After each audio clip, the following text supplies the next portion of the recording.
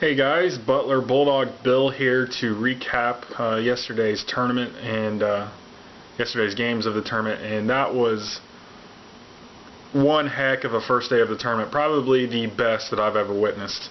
um, I was just blown away by the amount of close games, by the amount of overtime games. It was a pretty awesome day for basketball. They said there had never been 4 overtime games in a single day of the NCAA tournament, and yesterday we got 4. It's interesting to note that we have had 5 games in this year's NCAA tournament already, and we've only had 20 games out of the total of 67. So last year's tournament only had 1 overtime game. The year before that tournament only had 1 overtime game. The 2011 tournament had 5 overtime games, and we've already matched 5 overtime games this year, and we're not even 1/3 of the way through. So definitely been an awesome tournament so far. Hopefully today continues, being able to live up to that. Some of these upsets that took place yesterday. 11 seed Dayton beating Ohio State, the 6th seed, 60-59. 12 seed Harvard over 5 seed Cincinnati, 61-57. 12 seed North Dakota State over 5 seed Oklahoma, 80-75 in overtime. And I don't know if you really want to count this 9 seed Pittsburgh over 8 seed Colorado game, but these were awesome upsets. I did call the Dayton game. I came this close to calling the Cincinnati upset, or the Harvard upset of Cincinnati, and I thought about the North Dakota State upset. I wasn't that close to picking it, but it definitely gave me a second thought. The biggest upset I think of the day was definitely North Dakota State over Oklahoma. I think the least amount of people had that one picked. I think the others were more believable. But the biggest shock of the day to me wasn't any of these upsets. It wasn't this St. Louis and NC State game that St. Louis came back from 15, 16 points down in the last 5 minutes. That wasn't the biggest shock to me. It wasn't Manhattan giving Louisville a big-time scare. It was the fact that Pittsburgh goes and beats Colorado 77-48. A 29-point victory in an 8-9 game of the NCAA tournament. And I had Pittsburgh winning this game, but I had no idea that it was going to be this bad. And it makes you wonder what the heck Colorado was doing. That was some of the most uninspired basketball play I've seen in a long time, well, of the NCAA tournament. They didn't act like they knew what the heck they were doing. They didn't act like they wanted to be there. It didn't look like they cared. And I watched this team. I followed this team all year long. I got a little worried. I didn't know if they were going to make the NCAA tournament when their star player, Spencer Dinwiddie, went down with an injury. I think he tore his knee out. But they weren't as good with him gone, but they did hang in there, and they did beat some teams. That Pac-12 tournament game, the quarterfinal game, they played California. And it was basically a play-in game for the NCAA tournament because both teams were on the bubble. Colorado got the close win. And then they got blown out by UCLA in the semifinals, which didn't surprise me too much. But I thought, for them to get in the tournament, they should be able to play a lot better than what they did. And they just got their butts kicked. And it just felt like they wasted a spot in the NCAA tournament for somebody deserving like SMU that could have gone in there and done something. But that was the biggest shock to me. I just couldn't believe they're more capable of that, and they just got their butts absolutely beat off. The best game of the day I thought was actually Dayton over Ohio State. Now I know there was bigger upsets and all that stuff, and then Texas and Arizona State had a dramatic finish with a buzzer beater, a game-winning buzzer beater.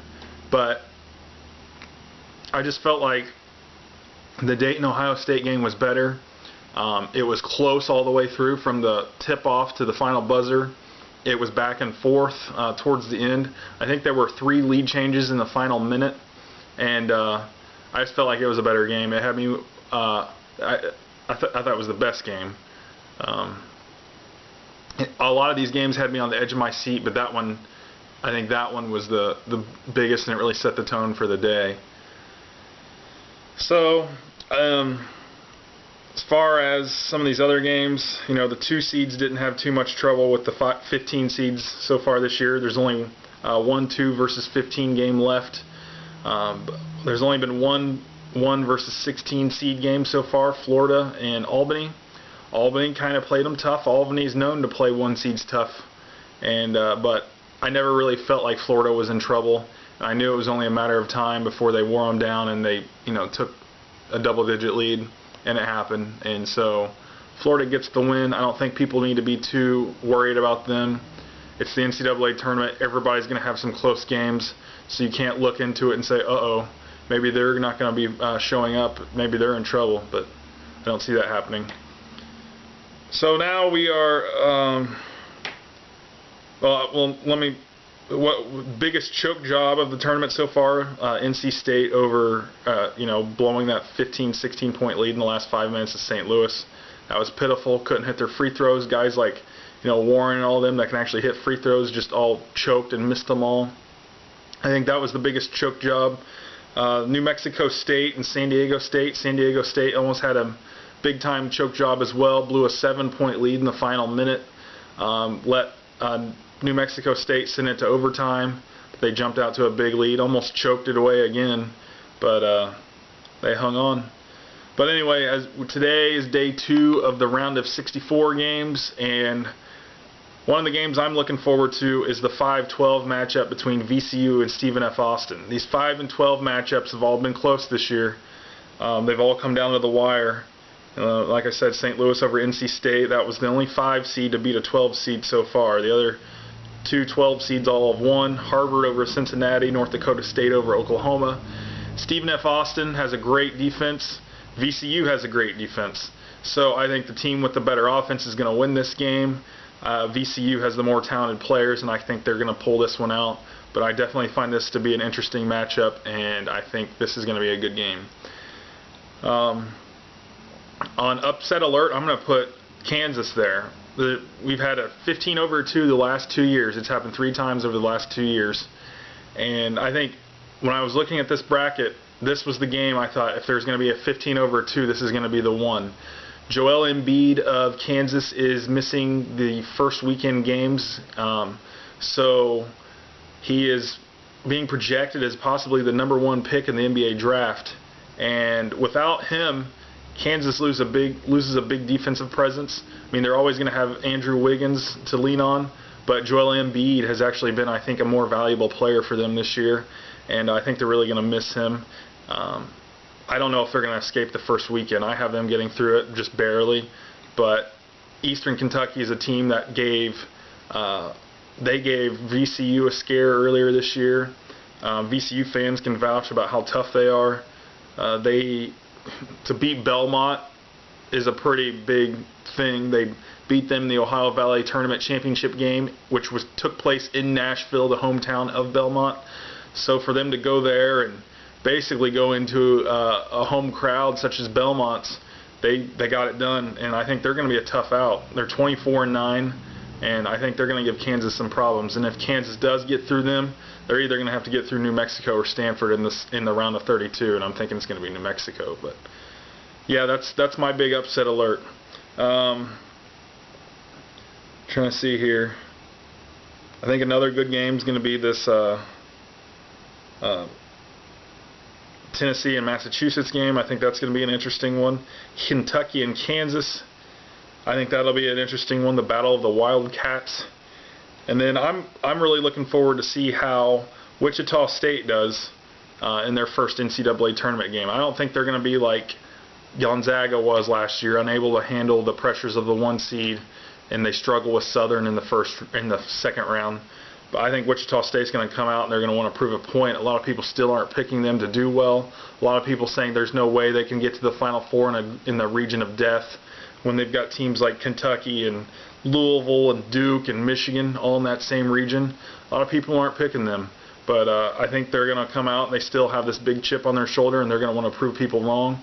And I feel like they're, you know, primed for knocking some teams off big time. I think they might even, I'm thinking they're going to blow out Cal Poly. So just to set the tone and to put people on notice.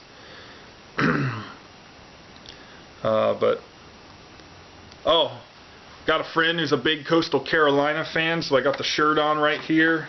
Got this, happened to be up in a mall up right around Indianapolis a few years ago. Found a Coastal Carolina shirt, so I got it. And here they are, the NCAA tournament as a 16 seed, and they're playing 1 seed Virginia today. Hopefully they can pull off the 16-1 upset. Definitely possible. The most dangerous 16 seed in this tournament, though, if you ask me, is Weber State. Weber State, a very talented team, 19-11. They have a run-and-gun style. Arizona could wear them down, though, but I just feel like they're the best 16 seed in the tournament.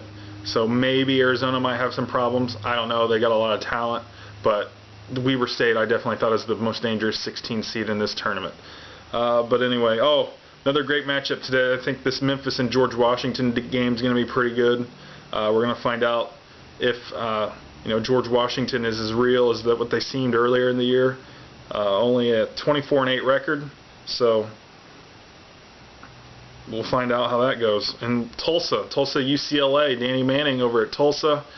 Hopefully he can pull off a nice little upset there and get this team into the round of 32. So anyway, big games today, awesome games yesterday, and I'm gonna get ready to sit here and enjoy them. They start in about 20-30 minutes. So anyway, you guys enjoy them too. If you guys want to have a discussion over this, just post a comment down low. Thanks for watching, and I will see you next time.